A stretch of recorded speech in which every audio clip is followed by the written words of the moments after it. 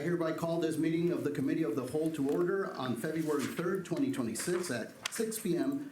in council chambers. Madam Clerk, roll call, please. Alderperson Murphy. Present. Macias. Present. Razak. Present. Timian. Present. Finch. Present. McNeil. Present. Castro. Present. Schmidt. Present. Next is public comment. Chief Galt, is there any public comment? Less for now. If there is, just as a reminder, public comment, you have 3 minutes to make your comments. It is our protocol here at council that we do not respond during that time, but only if appropriate, and we can arrange follow-up communication outside of this meeting. Good evening, everyone. I came and saw you all in your December meeting and talked about the need for doing something for our unhoused folks, and I was glad to see that there's some progress there. There's always room for improvement and further investment in that. I think there's some other stuff on the agenda tonight around the Moline shelter, so I'm glad to hear and see all of that. So kudos to you all for making those steps. I appreciate that.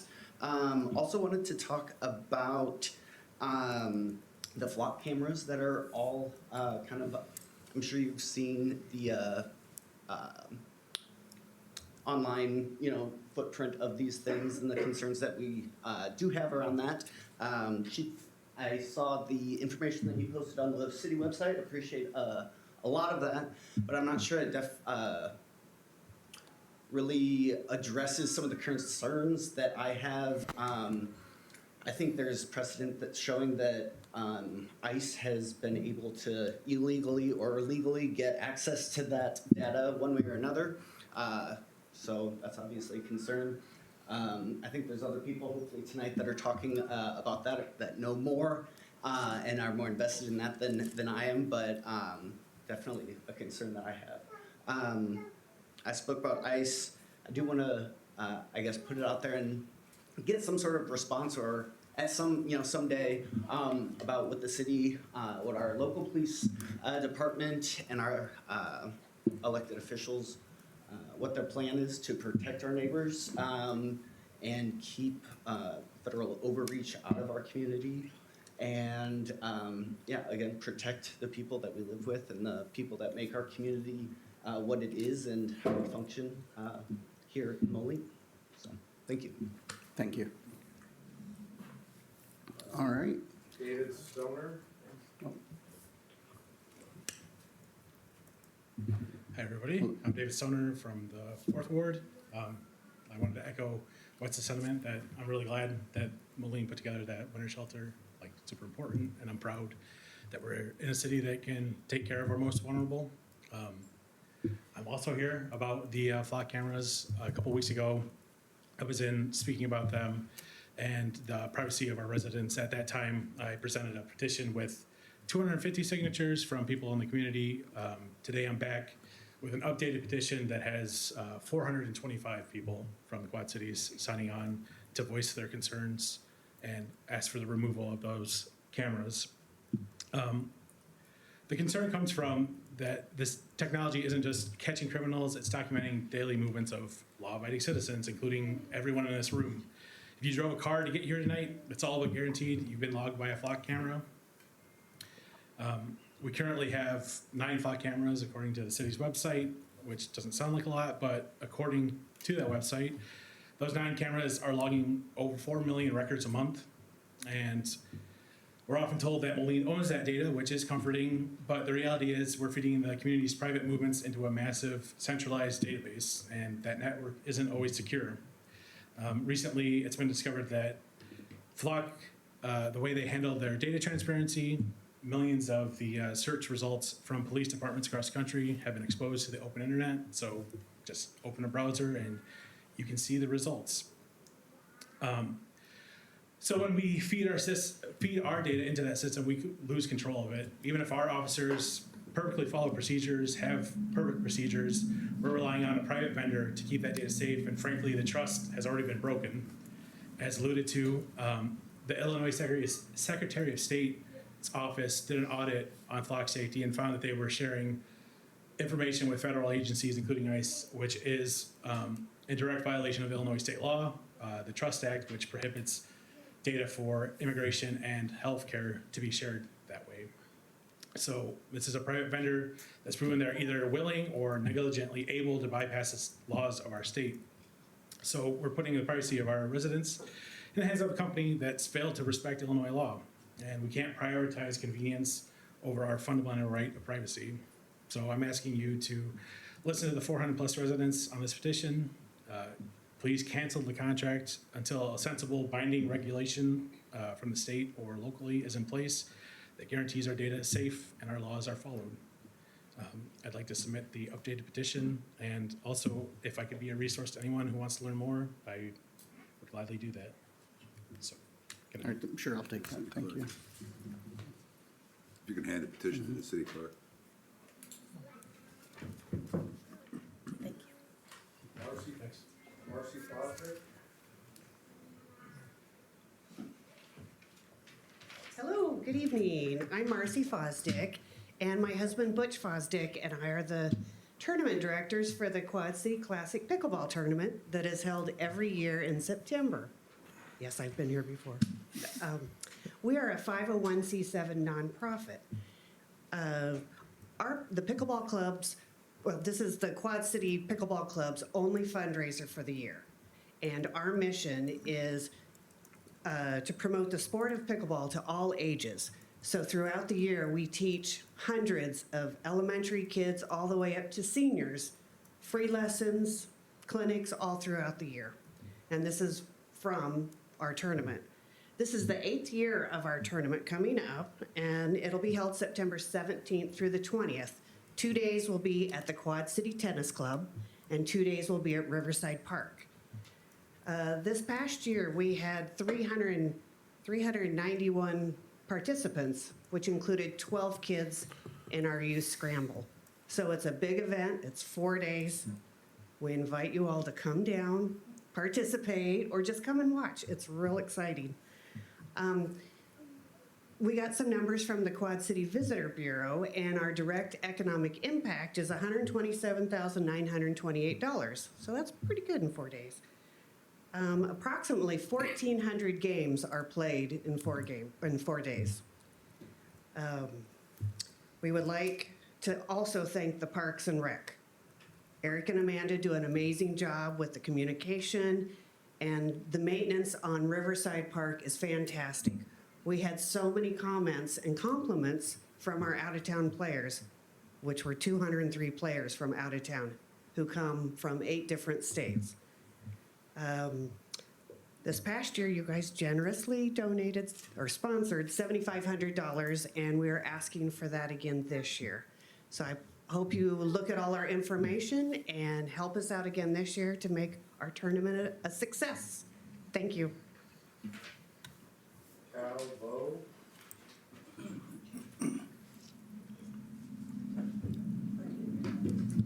Hello, my name is Cal Bowe. I'm a proud resident of Moline my entire life. I'm from South Moline Township, and I'm here to talk about a few things. Moline has a reputation in the QC of, I think we all know, we're a leader in the Quad Cities and provide example for many of the other Quad Cities.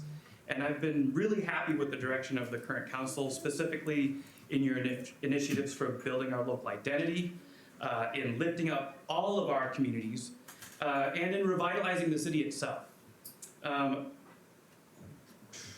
there's concern for me with making Moline safer for all of its citizens. Yes, I'm here about cameras. And all I'm sort of here to say is that more cameras doesn't necessarily equal more safety, okay? Just more surveillance. It's a tool like anything else. At a time where we're increasingly worried about the government oversight and sentiment about this and privacy being a commodity rather than a right. Flock has seized on this opportunity, to more or less take advantage of the worries that we have as citizens. And my question is, can we trust Flock specifically? Many points have been brought up, but my concern as a citizen is that I didn't even know they existed, and that's my fault. as someone who isn't reading enough or isn't coming to enough of these. And I didn't know they existed, and to the extent of which the tool for safety can be abused. It's twofold. There's a lack of oversight that David already mentioned, and Flock isn't here. Flock isn't beholden to us, nor do they represent our interests, and we didn't vote for them. So in these meetings week by week, all of us are here, all of you are here, all of you are here, but not Flock. So, my second concern is that the taxpayer money being used, I was only recently made aware that an individual camera itself is $2,500 on a subscription. We don't own these cameras. And so for Flock to set up the cameras in a subscription service, I'm concerned about allowing our safety or our surveillance to be operated on a subscription model. Now, the main reason to have cameras like this would be the threat of danger to us, to our neighbors, and I want to look and ask where that threat is and if it includes Flock's lack of accountability, which also is a threat. There are concerns of misinformation and campaigns and internet-generated links, but I'm standing here in front of you as a citizen, not a link and not an email address. Who do we want to serve? Flock's interests or our safety and privacy? Thank you. Brody Greer. Hey everybody, my name is Brady Green. I'm a 15-year resident here of Moline. This is my first council meeting. So I just want to let everybody know that works for the city in this room that I think you do a really good job. Thank you. With respect to the cameras, I think the bad outweighs the good on these. Just a few quick points. First, mission creep. Similar to taxes, surveillance cameras are rarely scaled back. First, they start with violent crime and are then used for minor offenses. They're used for investigations and then for fishing expeditions. They're used locally, but then the data is shared regionally and federally. Second, they erode community trust. Even one instance of abuse can do this. An example would be somebody with access to the cameras checking on one of their ex-partners, or data being used to pressure people unrelated to a crime. Last point, mass surveillance doesn't impact everyone equally. People who are lower income, working multiple jobs, traveling odd hours, are more exposed just because they move more and have fewer resources to challenge misuse. I'm not comfortable with the permanent tracking of innocent people to solve occasional crimes. Thanks. That's all I got. Thank you. There are 2 oaths of office this evening for regular commissioned appointments as police officer to Heriberto Gutierrez Gallegos and Alex Tyson, effective January 22nd, 2026. Thank you, Your Honor. I appreciate the opportunity today. Heriberto, or we call him Eddie Gutierrez Gallegos, originally from the Chicago area. He brings a wealth of experience with him. He graduated from Farragut High School and served with distinction in the United States Marines for 8.5 years, including 2 deployments before he arrived to Moline on July 22nd, 2024. He's completed his probation today after attending the Southwest Illinois College Police Academy and then going through the field training program. He's currently assigned to 3rd shift. He's joined here tonight with his lovely wife Alejandra and his son Thomas. It's always great to see the families join in these moments to bring another officer into the family and to part of the city work. We're so fortunate to have both officers here tonight join the Moline Police Department. As you know, it's been tough over the last 5+ years for our staffing, and these 2 gentlemen have done an excellent job. I see their reports every day, the work that they're doing every day, and these 2 gentlemen are doing a fantastic job. So, Your Honor, or I'm sorry, are we going to have the clerk today? The clerk come forward to administer the oath of office.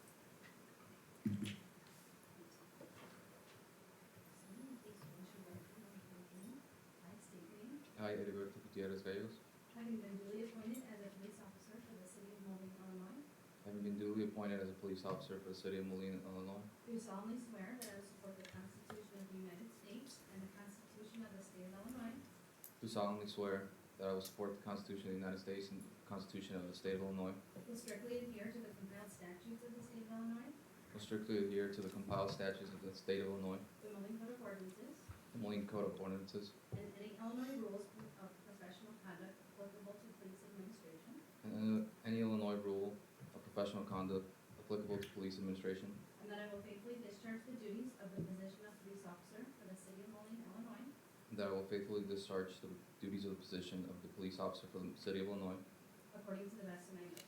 according to the best of my ability. Thank you.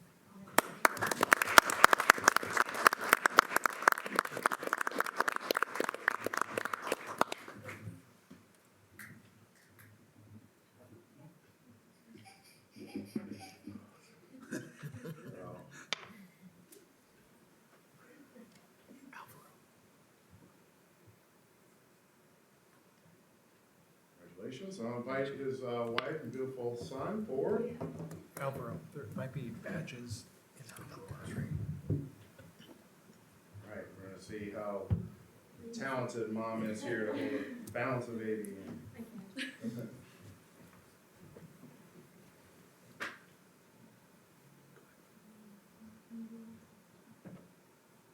Congratulations. You guys wanna come up here? We'll take a little picture. Good Christmas card picture.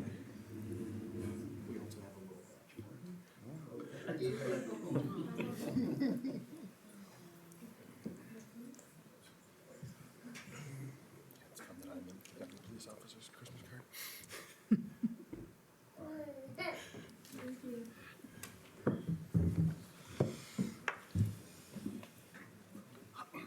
Welcome aboard.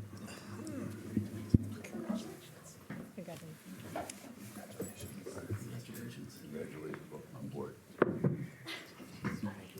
Congratulations. Welcome. Thank you.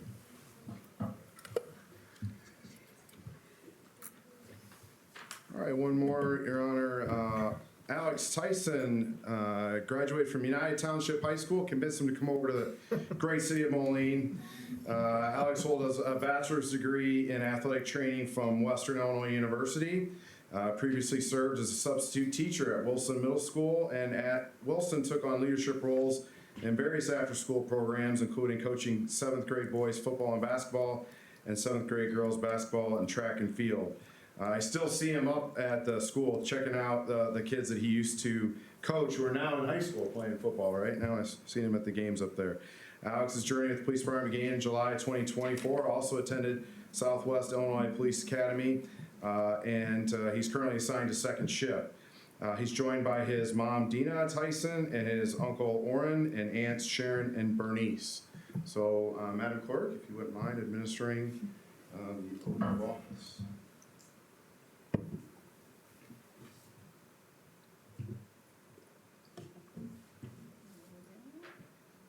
You can please raise your right hand and repeat after me.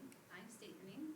I, Alex Tyson, Having been duly appointed as a police officer for the city of Moline, Illinois, have been duly appointed as a police officer for the city of Moline, Illinois. do solemnly swear that I will support the Constitution of the United States and the Constitution of the state of Illinois, Do solemnly swear that I will support the Constitution of the United States and the Constitution of the state of Illinois. will strictly adhere to the compiled statutes of the state of Illinois, Will strictly adhere to the compiled statutes of the state of Illinois, the Moline Code of Ordinances, the Moline Code of Ordinances, and any Illinois rules of professional conduct and any Illinois rules of professional conduct applicable to police administration, applicable to police administration, and that I will faithfully discharge the duties of the position of police officer and that I will faithfully discharge the duties of the position of police officer for the city of Moline, Illinois, for the city of Moline, Illinois, according to the best of my ability. according to the best of my ability.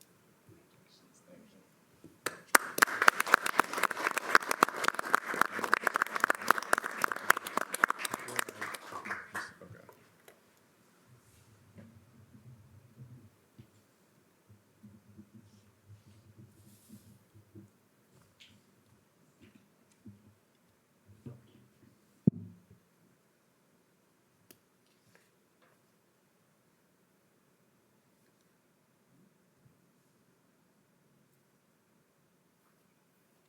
Congratulations.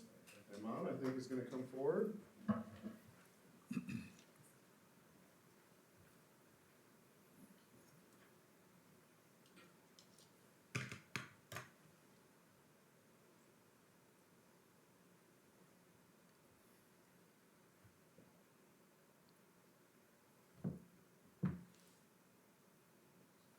And we'll certainly invite all the family up to take a photo. Proud moments.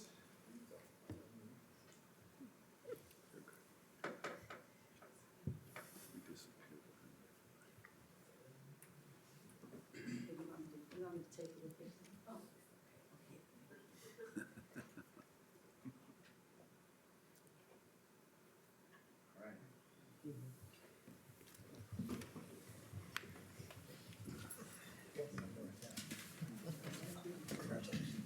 Congratulations.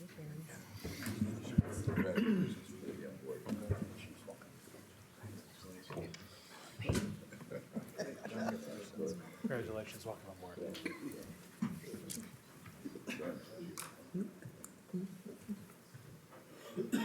All right, we now move to our board appointments. First is the mayor's appointment of Mark Woolley to the Human Rights Commission for a 2-year term to expire on August 31st, 2027. And the second is mayor's appointment of Brian Beard to the Historic Preservation Commission to fill the unexpired term of Blake Bierman to expire April 30th, 2028. Any questions? All right, moving on to questions on the agenda. Do I have anything? I do not have anything at this time. Does anybody else have any other questions about the agenda? All right, if there are, all right, now we actually move on to the committee of the whole agenda items. Item 8.1, a resolution authorizing the mayor, city clerk, and city staff to apply for the U.S. Department of Transportation, DOT, for the fiscal year 2026 Better Utilizing Investments to Leverage Development Build Grant application for the I-74 Riverfront Reimagined project, and authorize the mayor, city clerk, and staff to do all things necessary to prepare and submit said grant application. Dawn? Good evening, everybody. I'm sure you all recall that the city applied for a build grant in FY25 for the I-74 Riverfront Reimagined project, but we were not selected in that round. I know, I remember that. The good news is that it's very rare that a project would receive funding from this program on a first attempt. So this puts us in a better position this time around. After that cycle, last fall, we participated in a formal debrief with US DOT, which gave us helpful feedback on how the application scored. It's necessary to adjust the scope, scale, and timing to increase competitiveness after a debrief. We did receive high ratings in 4 out of the 8 categories, and typically projects need to receive 6 out of 8 high in order to automatically go to that final review. So, you know, that felt really good to me on a first attempt. I felt like that was really good feedback. So using that feedback, we have refined the project scope and the budget. As shown in the budget I passed around, we scaled back the federal request this time and focused the build application on design and engineering for transportation-related infrastructure only. As part of that refinement, we reduced the federal request by more than 50%, and we are now meeting the updated build criteria, which requires a 20% local match. Last year, we didn't have a match requirement because we met the designation for disadvantaged community, but the criteria has changed, so the city's local share is now required. Environmental assessment and remediation work has been removed from the build request and is already moving forward through other funding sources. We're also planning to advance schematic design in 2026 using local funds so the project stays aligned with grant timing and demonstrates readiness. The resolution before you tonight authorizes submission of the updated build application and formally verifies the city's local match. That match totals $644,392, or 20% of the total project cost as reflected in that project budget. Approval of the resolution confirms those funds are secured and meets the federal requirements for the application. Any questions? Motion to approve. Second. All in favor? Oh, I'm sorry, Discussion. discussion. Who was the second? I have a question. Yeah. Did you call me? Yeah. Sorry. Alderperson. You mentioned that, was it 4 of the 8 criteria were measured as good, and then can you tell? As high. As high. What were the Yeah. ones that were missing, and what have you done to kind of bring those back up? Innovation, state of good repair, safety, and I'm blanking on the fourth one that we didn't get. Environment. Environment. So safety's tough for us because we don't have anything there. So we can't really, we don't have safety data really because nothing's happening there. So that's gonna be a tough one, but we think we can really score much higher on innovation, state of good repair, and obviously environment. I think we were touching on those things before, but not incorporating throughout the application as primary focus. So we've made those changes to incorporate those items more in detail throughout the application rather than just in that category. Thanks. Thank you. You mentioned the local match is secured funding. Have we identified the funding source for the $644,000? Yeah, it comes from the special capital improvement budget. Okay, thank you. Anybody else? Alderperson Schmidt? I just wanted to appreciate the attention in pushing this forward. I know this is a huge project we're trying to get done down by the river, and this is only a piece of it, but every little swing we can take at getting that done is just a step in that right direction. So thank you for putting in that work. Of course. Thank you all. All right. And now, all in favor? Aye. Any opposed? That motion passes. Item 8.2, a resolution authorizing the mayor and chief of police to execute an equitable sharing agreement and certification between the federal government and the City of Moline Police Department, setting forth the requirements for participation in the equitable sharing program and certifying all receipts and expenditures of federal forfeiture, funds, property, and interest during the last fiscal year. Chief Gall? Thank you, Your Honor. Those of you that have been on council for several years, you've seen this every year. We're required to file this report and take this to council for a resolution annually. The Department of Justice and the Department of Treasury mandate any law enforcement agency participating in the federal forfeiture equitable sharing program to enter into a formal equitable sharing agreement and certification, which you have in front of you. The agreement between the federal government and the Moline Police Department sets forth the requirement for participation in the program and certifies the receipts and expenditures of federal forfeiture funds in the last year. So in summary, the 2025 equitable sharing beginning balance is $59,828.19. Justice Fund interest, income, reimbursements, and rebates of $61,891.48 were received. $34,716.69 was expended for a total ending balance of $87,002.98. In addition, interest, income, reimbursements, and rebates of $5,799.91. Treasury funds were received from the United States Secret Service, and $5,799.91 was expended for a total ending balance of $0, as these funds were reimbursements for expenses incurred. You have the worksheet in front of you that we submit to the Department of Justice, and staff recommends approval. Is there a motion? Motion to approve. Second. Motion by Alderperson Finch, seconded by Alderperson Castro. Discussion. Hearing none, all in favor? Aye. Any opposed? That motion passes. Item 8.3, a resolution authorizing a grant to the Quad Cities Pickleball Club for the amount of $7,500 from the Special Events Fund to make the Quad Cities Classic Pickleball Tournament not only successful for the club, but also for the city of Moline in bringing visitors to the community. I believe we have Mr. Griffith online.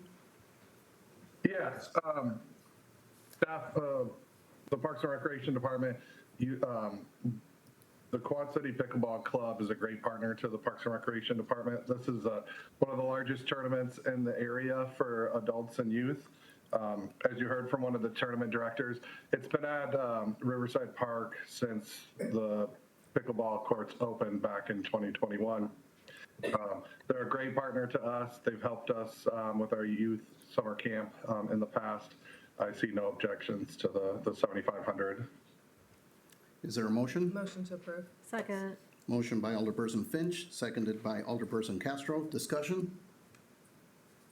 Hearing none, all in favor? Aye. Any opposed? That motion passes.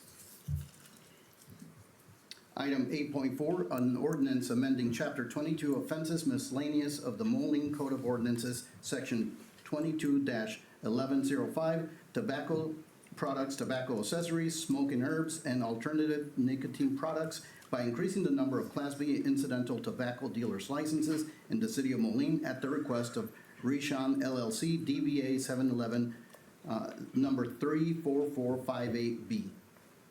Mr. Atkins. With regards to this, it's really a technical matter that this is an increase. This is a purchase of an existing facility by a new owner.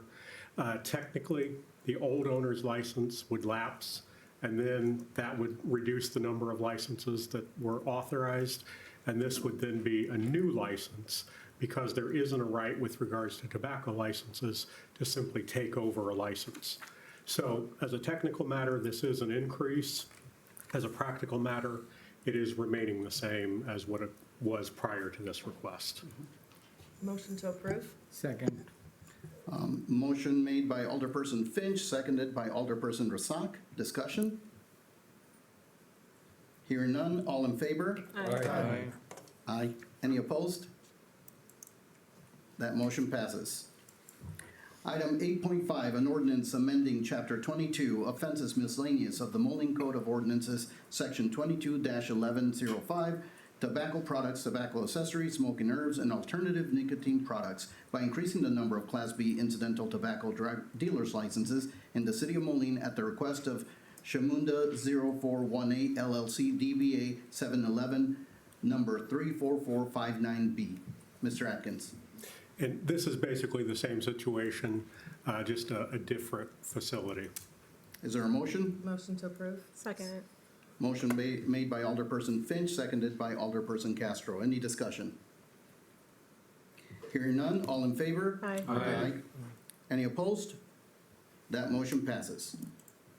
Item 8.6, an ordinance approving the tax increment redevelopment plan and project for the TIF 13 amendment. Mr. Parr. Thank you. Good evening. So TIF 13 amendment ties to the Modern 2 redevelopment project, which was brought forward in October of last year through the Economic Incentive and Development Agreement. As a reminder, a minimum 67-unit apartment project. The developer and owner has the majority of the property under control. This was adding an additional small parcel adjacent to the property, about 3,800 square feet. So to go through that process, TIF amendment, it is extensive. So this, I think, this is multiple times back on this topic. Good news, this evening should be the last time we talk about the TIF 13 amendment. So this completes the last leg of the journey. This ordinance before you is for the adoption of the redevelopment plan area report. And so with that, we have to put together a report, describe the need, identify the area as a qualified property to be included in the TIF, meet all the standards required for land qualify for inclusion in TIF. The report does that. So that was completed on November 4th, and we brought for the resolution for the public hearing to review that plan. That was conducted on December 22nd. As public notice and advertised prior to that. And prior to the public hearing, the Joint Review Board met. We had the Joint Review Board for all the affected taxing bodies on December 3rd, 2025. And the Joint Review Board reviewed the redevelopment plan and recommended approval of the plan to City Council. So approval of this ordinance would approve the redevelopment plan and project area. Is there a motion? Motion to approve. Second. Motion made by Alderperson Finch and seconded by Alderperson Schmidt. Any discussion? Hearing none, all in favor? Aye. Any opposed? That motion passes. Item 8.7, an ordinance designated the TIF 13 amendment. Mr. Parr. So this specifically is required to describe the physical boundary of the land contained in the TIF 13 amendment. So the area is the same as was studied prior throughout and is the subject of the plan we just described. Motion to approve? Second. Motion made by Alderperson Finch, seconded by Alderperson Castro. Any discussion? Hearing none, all in favor? Aye. Any opposed? That motion passes. Item 8.8, an ordinance adopting tax increment financing for the TIF 13 amendment. Mr. Parr. So with the inclusion of the property in the TIF 13 as amended, this ordinance would turn the switch on for inclusion of tax increment financing so that this property would now comply with all rules, regulations, everything under the TIF Act. Motion to approve? Second. A motion made by Alderperson Finch, seconded by Alderperson Schmidt. Discussion. Alderperson Schmidt. Just a question on something that just stuck out when I'm reading this, where this says the fund's going to a special tax allocation fund for the TIF 13 amendment. Is that meaning the TIF as amended, or is there actually a separate fund for the amended section? I believe it's TIF as amended. Okay. Yeah, yeah. So after this amendment, the TIF 13 will be new boundary defined. Right. Thank you. Good clarification. All right. Well, okay, so we had second. I guess call it for anybody opposed? Oh, I think I jumped around. Any discussion, any other further discussion, sorry. All right, anybody opposed? Oh, all in favor. All in favor? Aye. Any opposed? That motion passes. Sorry about that. Item 8.9, an ordinance amending Chapter 35 Zoning and Land Development of the Moline Code of Ordinances, Article 3, Zoning Division 1, in general, Section 35-3111, Nonconforming Use Regulations, regarding zoning text amendments concerning nonconforming residential uses, specifically two-family dwellings. A resolution authorizing the mayor to execute an independent contractor agreement for professional services with the Lamar Johnson Collaborative, Inc., an Illinois corporation, DBA LJC, to develop the Moline Comprehensive Plan Update. Mr. Matthias? Yes, hi there. So this is for item 8.8, or excuse me, 8.9 in regards to the two-family dwelling non-conforming changes. I'm proud of my staff for this.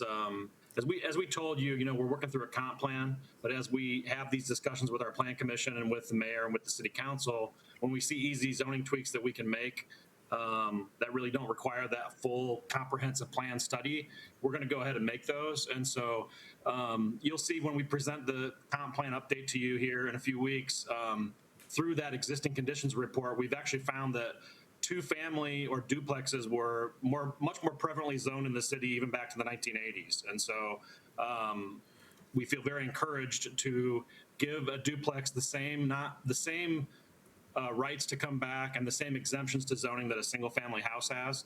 This gets back to our support for more dense housing types and, like I said, for more housing choice in our city. So effectively what this does, right now, it doesn't matter if your property is zoned industrial, commercial, you're always going to have that exemption for a single family house to come back.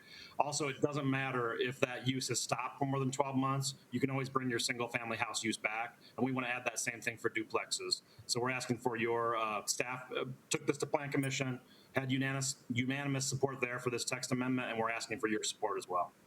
Is there a motion? To approve? Second. Motion made by Alderperson Finch, seconded by Alderperson Timian. Any discussion? Mr. Timian. I appreciate, Chris, the staff and your work on this. I think it's important to allow quote-unquote non-conforming uses of historical buildings, purpose-built buildings. For those that don't know, if you don't use your duplex for 12 months, it turns into a single family. And I think that that's kind of silly, considering it was built for a purpose. I would just encourage food for thought as there are a lot of non-conforming uses, we have converted duplexes that's been part of our city's history for over 100 years, and they're all over. They look like a single family, but they might be an up and down, they might be a basement duplex, and those are now exempted as well, considering they've been operating for decades. So the question I have, more rhetorical than anything else, is what is the difference between a duplex and an ADU that is not owner occupied? And I would posit that there is no difference. And so just food for the council's thought. Is it a time to think about removing owner occupancy restrictions for ADUs if we're so comfortable with duplexes? And that is all. Thank you. All right. All in favor? Aye. Aye.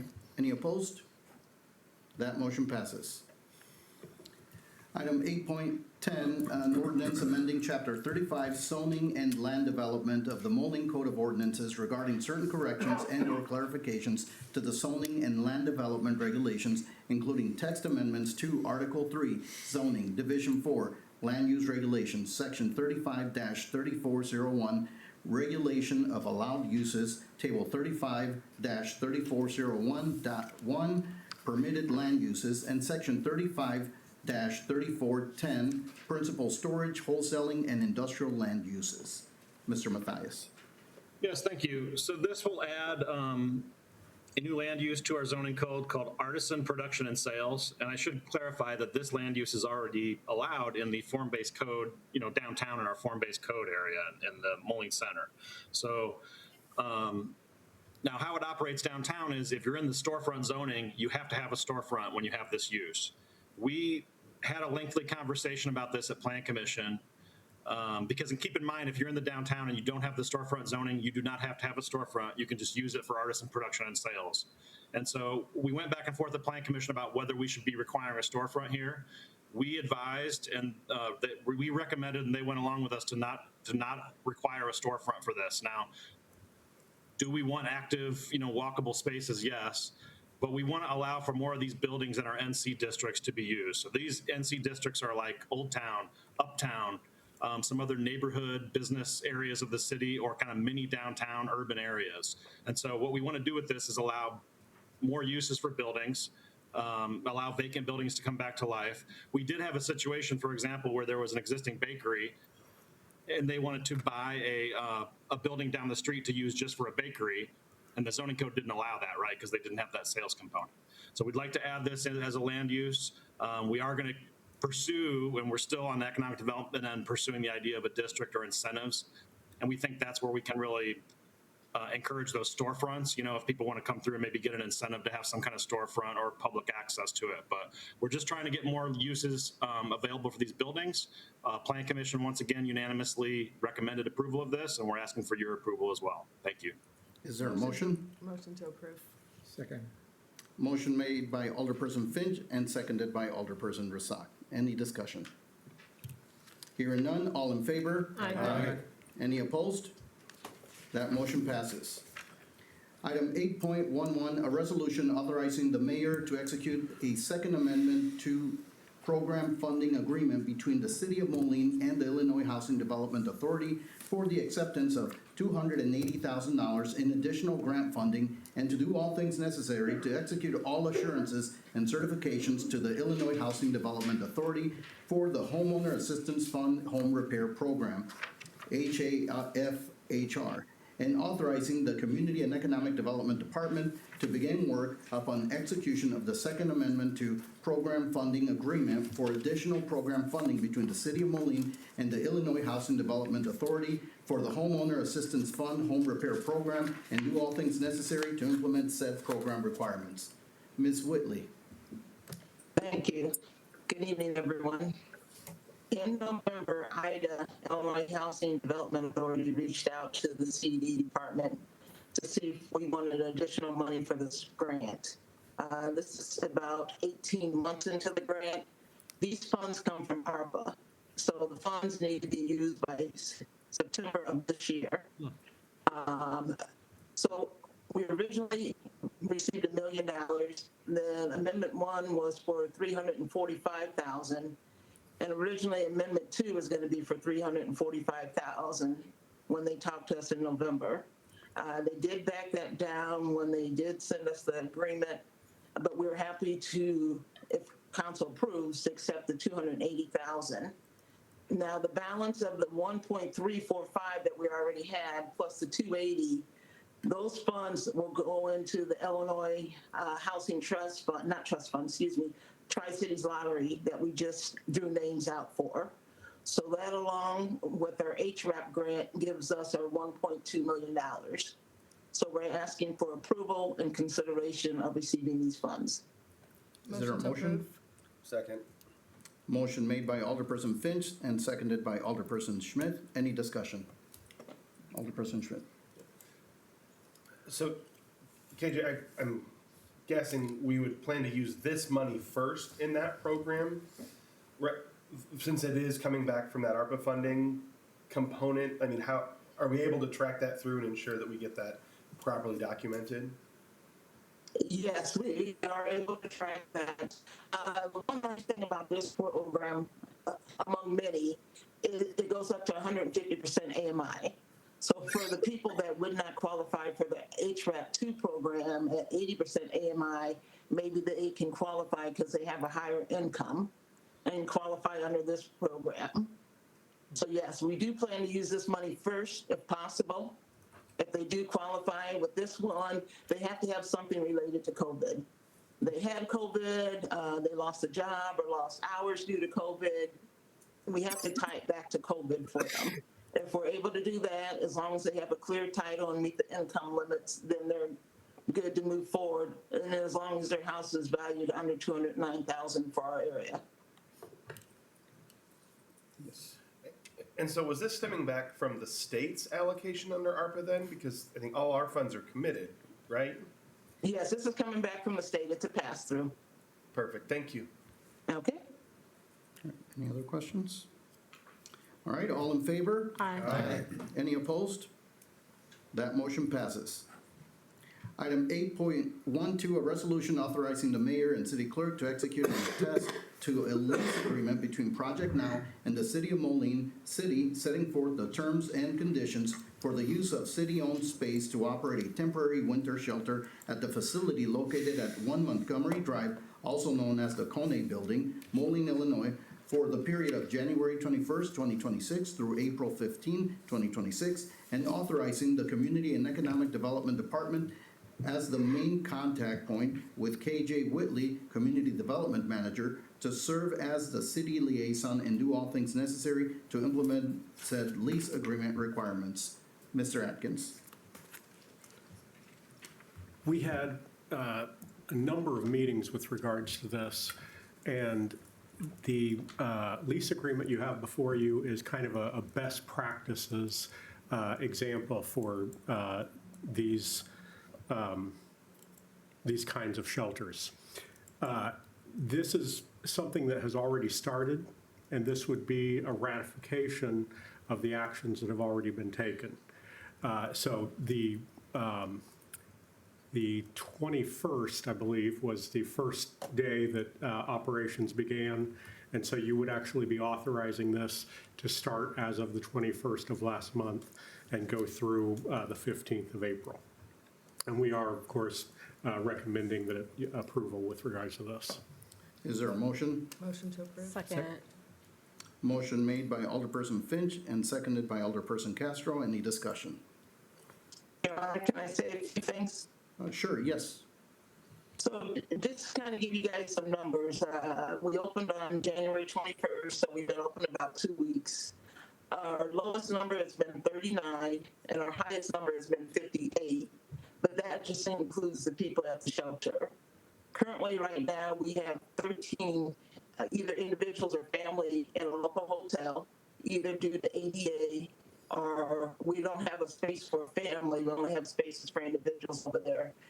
But in the last 2 weeks, we have provided shelter for 695 sheltering people over there. And that breakdown has been 153 women and 445 men. So it's really getting results over there. Thank you for sharing. Yes, Alderperson Schmidt.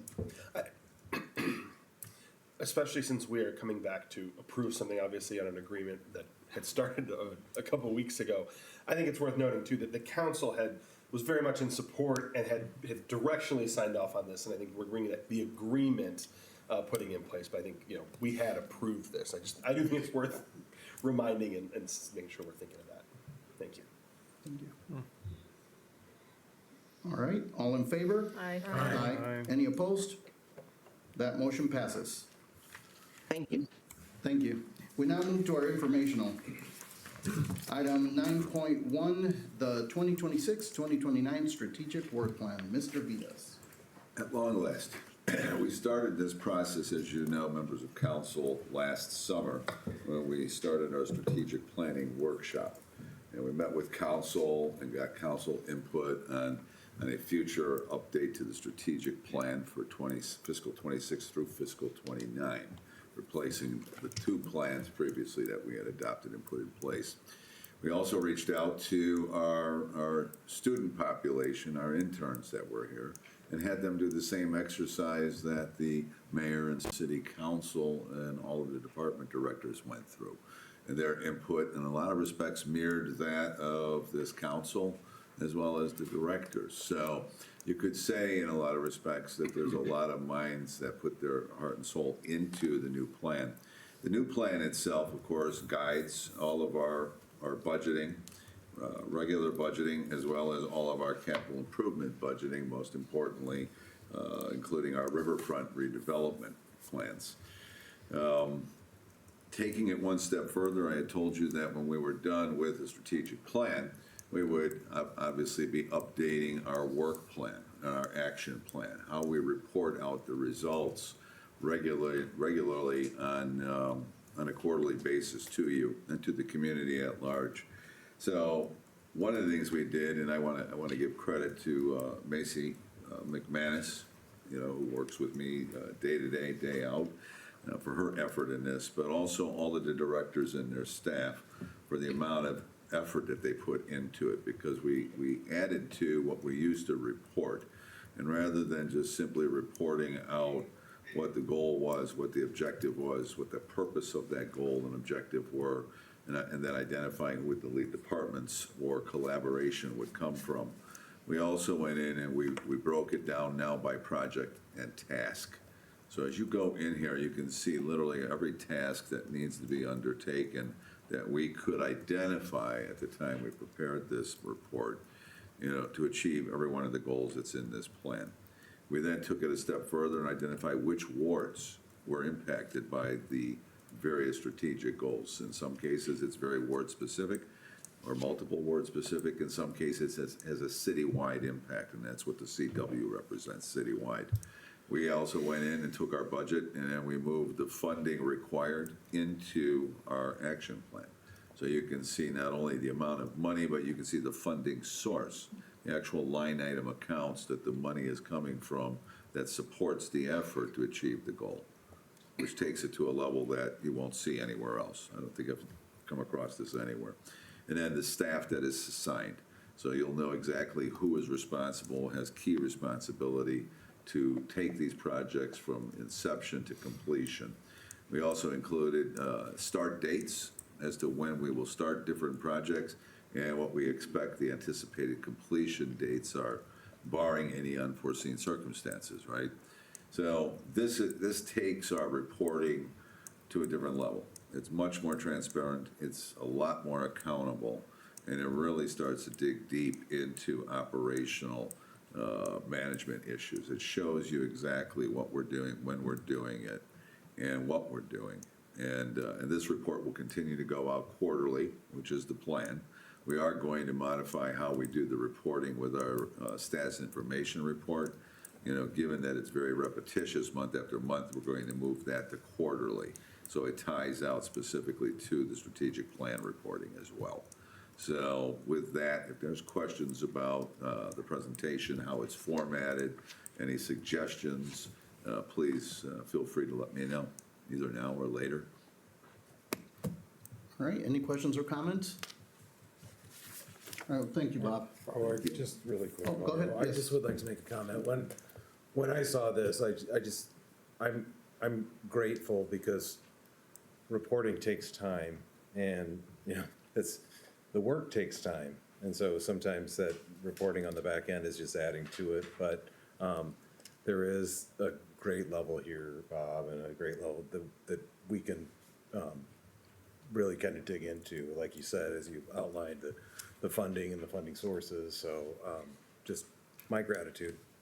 Thank Yeah, you. yeah. Much appreciated, and thanks goes to the whole team, Yeah. not just me. I put them through their paces, believe me. You know, Yeah. and sometimes they like me, sometimes maybe not as much, but we still respect each other when we're done at the end of the day. All right, Alderperson Timian. Just out of curiosity, I mean, with the projected completion dates for some of these items, will we be marking them as complete in here as we go along, like we do with the status and information report? Yes. So we'll be able to visually. We will. See We the will have success. that same kind of report, that if it's in progress, if it's started, in progress, or completed, that will be identified. Thank you. All right, anyone else? Okay, thank you, Bob. You're welcome. All right, that concludes our committee of the whole agenda. We now move to our council meeting. I call the meeting of the city council for February 3rd, 2026 to order. If you are able to, please stand for the Pledge of Allegiance.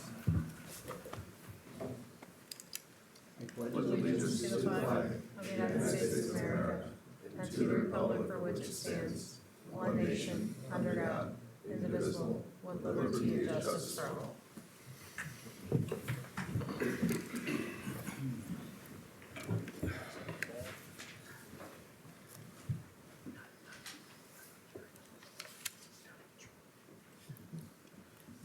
Alderperson Rasak, do you have an invocation?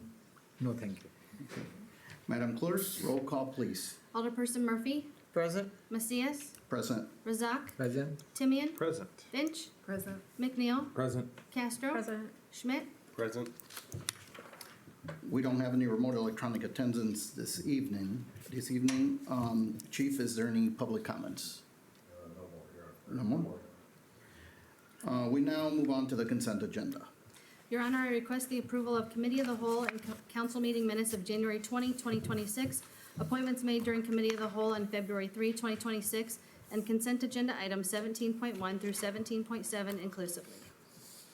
Motion to approve. Second? Motion made by Alderperson Finch, seconded by Alderperson Timian. Any discussion? Hearing none, roll call, please. Alderperson Razak, Aye. Timian, Aye. Finch, Aye. McNeil, Aye. Castro, Aye. Schmidt, Aye. Murphy, Aye. Macias. Aye. 8 ayes, no nays, and that motion carries. Non-consent agenda resolutions. Item number 19.1, a resolution authorizing the mayor and city clerk to execute and attest to a lease agreement with Grind and Dine LLC, doing business as Java Lab Grind and Dine Cafe, permitting a portion of the Moline Public Library, 3210 41st Street, to be utilized as a coffee shop commencing March 1, 2026, and authorizing city staff to do any and all things necessary to fulfill the terms of the lease agreement. need a Motion to mo- approve. Second? Motion made by Alderperson Finch, seconded by Alderperson Rasak. Any discussion? Hearing none, roll call, please. Alderperson Razak, Aye. Timian, Aye. Finch, Aye. McNeil, Aye. Castro, Aye. Schmidt, Aye. Murphy, Aye. Macias. Aye. 8 ayes, no nays, that motion carries. Item number 19.2, a resolution authorizing the mayor, city clerk, and city staff to apply to the U.S. Department of Transportation for the fiscal year 2026, better utilizing investments to leverage development grant application for the I-74 Riverfront Reimagined project, and authorizing the mayor, city clerk, and staff to do all things necessary to prepare and submit said grant application. Motion to approve. Second. Motion made by Alderperson Finch, seconded by Alderperson Schmidt. Any discussion? Hearing none, roll call, please. Alderperson Razak, Aye. Timian, Aye. Finch, Aye. McNeil, Aye. Castro, Aye. Schmidt, Aye. Murphy, Aye. Macias. Aye. 8 ayes, no nays, that motion carries. Item number 19.3, a resolution approving the content of the executive session minutes and authorizing the release and continued retention respectively of certain executive session minutes and authorizing the destruction of certain verbatim recordings of executive sessions. Motion to approve? Second. Motion made by Alderperson Finch, seconded by Alderperson Castro. Any discussion? Hearing none, roll call, please. Alderperson Razak. Aye. Timian. Aye. Finch. Aye. McNeil. Aye. Castro. Aye. Schmidt. Nay. Murphy. Aye. Macias. Aye. 7 ayes, 1 nay, that motion carries.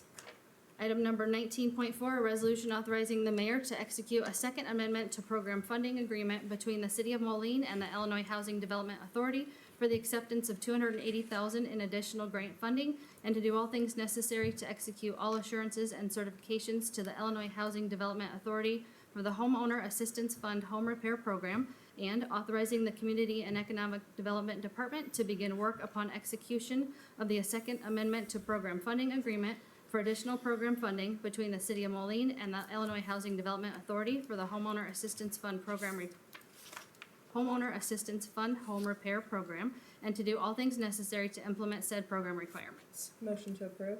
Second. Motion made by Alderperson Finch and seconded by Alderperson Castro. Any discussion? Hearing none, roll call, please. Alderperson Razak. Aye. Timian. Aye. Finch. Aye. McNeil. Aye. Castro. Aye. Schmidt. Aye. Murphy. Aye. Macias. Aye. 8 ayes, no nays, that motion carries. Item number 19.5, a resolution authorizing the mayor and city clerk to execute and attest to a lease agreement between Project Now and the City of Moline, setting forth the terms and conditions for the use of city-owned space to operate a temporary winter shelter at the facility located at 1 Montgomery Drive, also known as the Kone Building, Moline, Illinois, for the period of January 21, 2026 through April 15, 2026, and authorizing the Community and Economic Development Department as the main contact point with KJ Wetley, Community Development Manager, to serve as the city liaison and to do all things necessary to implement said lease agreement requirements. Motion to approve? Second. Motion made by Alderperson Finch and seconded by Alderperson Castro. Any discussion? Hearing none, roll call, please. Alderperson Razak. Aye. Timian. Aye. Finch. Aye. McNeil. Aye. Castro. Aye. Schmidt. Aye. Murphy. Aye. Macias. Aye. 8 ayes, no nays, that motion carries. Non-consent agenda, first reading ordinances. Item number 20.1, an ordinance amending Chapter 4, Alcoholic Liquor of the Moline Code of Ordinances, Section 4-3104, number of licenses, by increasing the number of Class B tavern liquor licenses in the city at the request of Ritesh Singh, SNR Core Group LLC, DBA QC Fun Factory, at 1624 Avenue of the Cities, Moline, Illinois. Motion to advance the second reading? Second. Motion made by Alderperson Finch and seconded by Alderperson Castro. Any discussions? Yes, Alderperson Timian. Has there, we were told that maybe there'd be feedback from the neighbors by now, or clerk? I did reach out to him to see how he's doing. He said he's having a hard time reaching some people, so he's gonna keep trying. He's hoping in 1 to 2 weeks he will be finished. And we have 2 weeks before the next meeting, correct? Correct. All right, thank you. Any other questions? No? All right, hearing none, roll call, please. Alderperson Razak. Aye. Timian. Aye. Finch. Aye. McNeil. Aye. Castro. Aye. Schmidt. Aye. Murphy. Aye. Macias. Aye. 8 ayes, no nays, motion to advance to second reading carries. Item number 20.2, an ordinance amending Chapter 5 Amusements of the Moline Code of Ordinances, Section 5-1101C, by increasing the number of video gaming terminal licensed establishments in the city at the request of Ritesh Singh, SNR Core Group LLC, DBA QC Fun Factory, at 1624 Avenue of the Cities, Moline, Illinois. Motion to advance the second reading? Second. Motion made by Alderperson Finch and seconded by Alderperson Castro. Any discussions? Hearing none, roll call, please. Alderperson Razak. Aye. Timian. Aye. Finch. Aye. McNeil. Aye. Castro. Aye. Schmidt. Aye. Murphy. Aye. Macias. Aye. 8 ayes, no nays, motion to advance to second reading carries, and that's all I have this evening, Your Honor. And that brings us to agenda item 21, miscellaneous business. I just want to, we had our State of the City this week. I want to thank the staff and everybody here at council. We're really making a lot of progress. I had so many great comments from people there. The speakers who were there also made it a really nice event. And it just, I've been to some of these at other cities, but there's something special about the one in Moline. people are greeting each other with hugs. It's just like, it's just a whole different vibe. So I just wanted to point that out. Aside from all the great things that we're doing with our handling the budget right, all the planning, the economic development, working, highlighting all those great things, it was just a great place to be with folks that really cared about the city, and that includes everybody in here. So thank you to the staff for all the hard work putting on the event, and I just got a lot of compliments from the folks that were in attendance. That's pretty much all I have. I don't have anything. The person Thank you, Your Honor. Thank you, Your Honor. I had the privilege this last weekend of joining the mayor in Washington, D.C. for the Mayor's Innovation Project, which is a gathering of municipal leaders from around the country. And there's something kind of efficient about having a room full of people to bat ideas across and to talk about, as opposed to emails and phone calls and, Facebook posts and blog posts and everything. And I got to witness the mayor present on what this city did with ARPA money for childcare, and how instrumental that was, and just how forward-thinking it was, and how other cities are still playing catch-up to some of the things we've been doing over the last 5 years. So I just want to apologize in advance if I bring any ideas like a shotgun really quickly. Some of it was drawn from other cities, some were just ideas I had while sitting and listening to others and being inspired. So I'm grateful for the opportunity, and that is all, Your Honor. Thank you. Is it next Wednesday we'll have our public meeting to talk environmental resiliency? Is it when next? Next week, we have our roundtable meeting, and we'll be talking about, we'll be getting an update on the environmental resiliency. Are we also having a public meeting though? There's one Monday night and then Tuesday. So Monday and Tuesday. So as we look forward to the plan, Monday night is Public what? meeting Where is that? in our library, Okay. 6 o'clock. Okay. We'll see y'all there. I just want to again thank city staff and Project Now for the work down at the shelter. I actually work for a social service agency here in Moline, and have talked to some clients that we have actually referred down there and sent down there, and they all have come back with really positive things to say. They're just very grateful to have a warm place to sleep at night. So thank you all.